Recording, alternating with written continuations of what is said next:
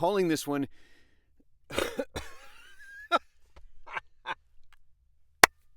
Nice. I'm calling this one... Let's just start it over, because I don't... No. That's all right. We're going to do them now. Thanks so much for tuning in. We're starting over again, because I'm lame.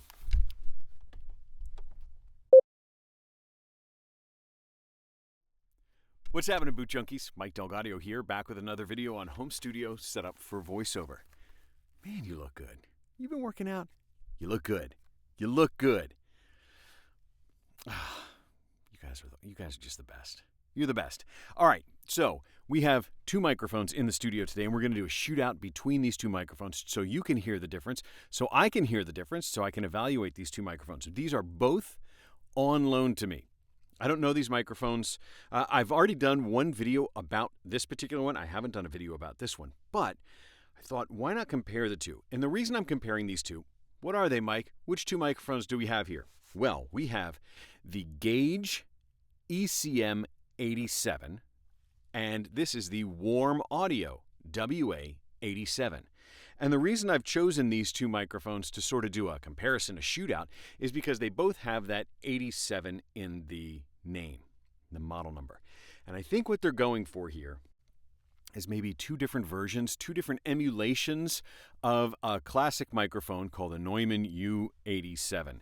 Now, I don't know which one they're trying to emulate. There's the vintage version, which is called the U87. And then, I don't know, some years ago, they switched to, they added this AI nomenclature to the end, so it's the U87 AI, which is the current version that you can get. Now, that microphone, the classic Neumann U87, either in the vintage or in the current form, they're expensive. Right? They're really well known. They're really famous. They sound beautiful. They've got this amazing tone to them. But they're about $3,000, $3,200. You might be able to find it used for $2,500 unless it's vintage, in which case you're going to spend like $3,800 or something like that. They're really expensive microphones, those classic Neumanns. And so I think there are many microphone manufacturers out there that sort of chase that sound and try and chase it on a budget. And so we've got two of them here that have 87 in the model number. And I think these are both trying to emulate or trying to harken back to that style of microphone. And someday I'll get a U87 in here. They're hard to borrow. They're expensive to rent. I'm going to buy one at some point, but I'm scraping together those pennies. All my pennies go towards saving up for that U87. I'm going to get one at some point. At any rate, I'm vamping so that we can compare these two. So this one is the Gauge ECM87. Now, and this is the Warm Audio WA87. Let's just compare the stats on these, and let's see how they compare to each other. They both have a 1-inch diaphragm inside. It's the same size. That little, the thing that you're speaking into is the same size. They both offer cardioid pattern. The Gauge offers only a cardioid pattern. The Warm offers additional patterns. So there's a switch on the front that allows you to switch also to omnidirectional and to figure of 8 and to cardioid. I've got it on cardioid just so that we're at baseline even. The Gauge has no switches, no dials, no nothing. It's a microphone for one purpose, nothing else. The Warm Audio has some switches back here. It's got a bass roll-off and a pad. So the bass roll-off switch and a padding switch. So the padding switches, you can reduce the sensitivity of it. So this one, you can roll off that bass to eliminate some of that proximity effect, that as you get closer to that microphone, it gets bassier. You can cut some of that bassiness off. It's also good for instruments if you want to take some of the muddiness out of an instrument. If you've got the microphone like really close to a guitar, to an amplifier cabinet, really up close to your voice or to an instrument, anything like that, there's a tendency for the bass to come out, and that's called the proximity effect, that as you get closer and closer to a microphone, it tends to get bassier. Some microphones have a switch where you can roll that off. Otherwise, you do it in an equalizer inside your DAW with a VST or with an actual equalizer component. They both are this relatively what am I trying to say? They both have the sort of same maximum sound pressure level that they can accept. So the loudest signal that they can accept before they start to overload and do things. This one is 128 decibels. This one is 125 decibels. Really loud. I don't speak at anywhere near that level. That's like up at like concert level, instrument levels. You got a saxophone or trumpet blown into one of these. That's really loud compared to a voice. So we don't ever have to worry about it. The pad on this one will allow you to go up to like 130 to 135 decibels. This one's just at 125. They both have. Let me think about this. They both require phantom power, of course, because they're large diaphragm condensers. They both have the cardioid pattern, which means that they are sensitive from the front and insensitive from the back. So as you switch the microphone to the back, you can see that the sound drops off quite significantly.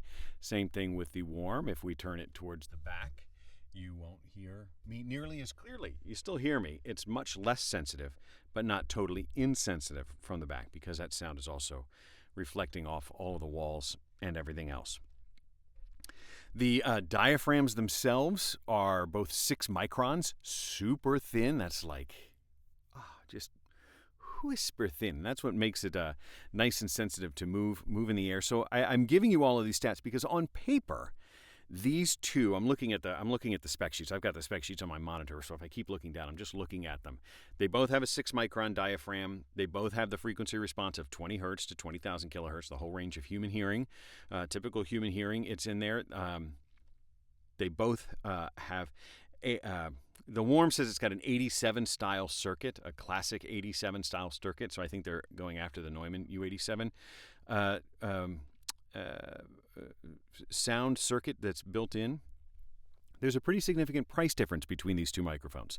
The gauge is $300, and the warm audio is $600. So there's a doubling in price between this one to this one.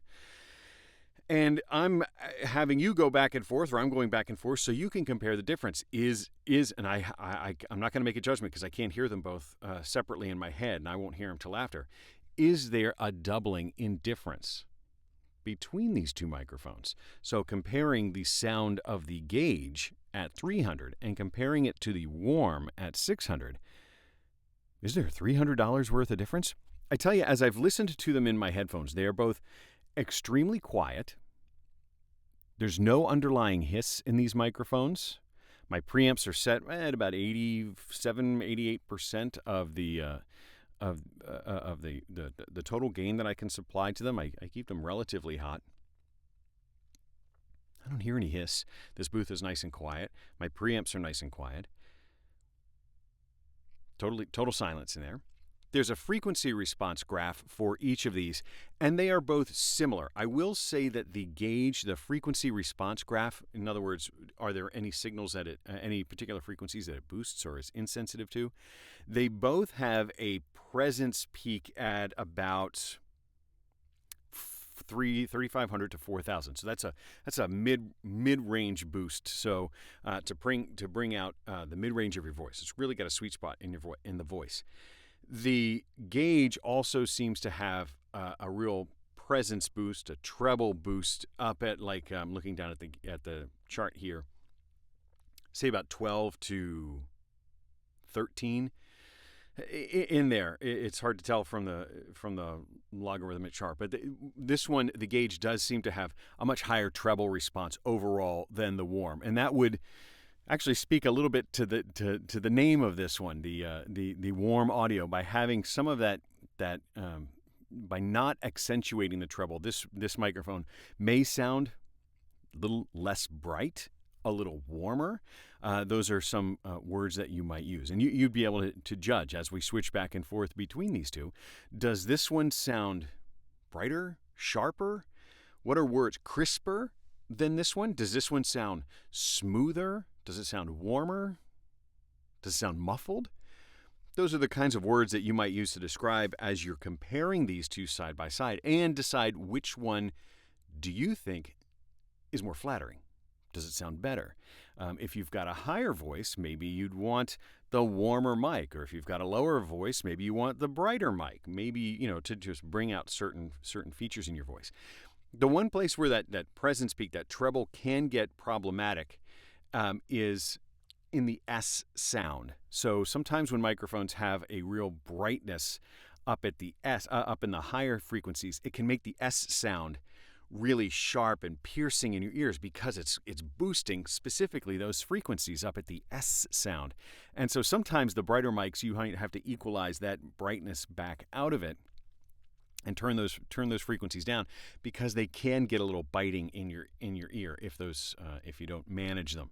You can otherwise try and compress those particular frequencies. You can try and de-ess those frequencies, but sometimes the warmer mics, not warm brand, but the mics that are warmer, they will naturally be less sensitive to those frequencies, so that they do sound smoother. They're not quite so bright. But it's not a better or worse. It's a matter of preference.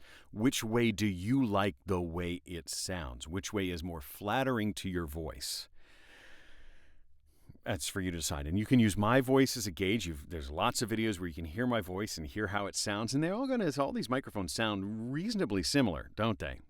And so, we've run the gamut between 200, 600, 1,000. We've gotten up to some expensive mics. But they all sound a little bit different. They all sound like me. It's just whether or not it's pleasant to listen to, whether it's not is the way you want your voice to sound. So that's it. That's the comparison of the Gauge ECM87 and the Warm 87. On paper, you'd be hard-pressed to tell these two mics apart. How about in your ear? Are you hard-pressed to tell them apart? We're going to find out after. And then it's up for you to decide. If you were going to choose between these two mics, does this one sound twice as good as this one from a financial perspective? $300, $600. Is the $600 microphone worth $600? And if so, then you go and watch my other video where I compared this one to a $1,000 microphone, and you see if there's a $1,000 difference between the two. But it's really it's up to you. I try not to say better or best or worst or same. I'll try and point out if a mic has an inherent flaw in it, and I don't detect any inherent flaws in these microphones. So far as I'm able to tell, these sound really good. They sound really flattering. It's just whether or not when you start to get into that minutia of the sound, is it the way you like it to sound? And that's for you to decide. But I hope that helps. Now, go find yourself a microphone, maybe an 87 variant of the microphone, or whichever microphone you can get your hands on, and go record something amazing. Thanks. We'll talk to you next time.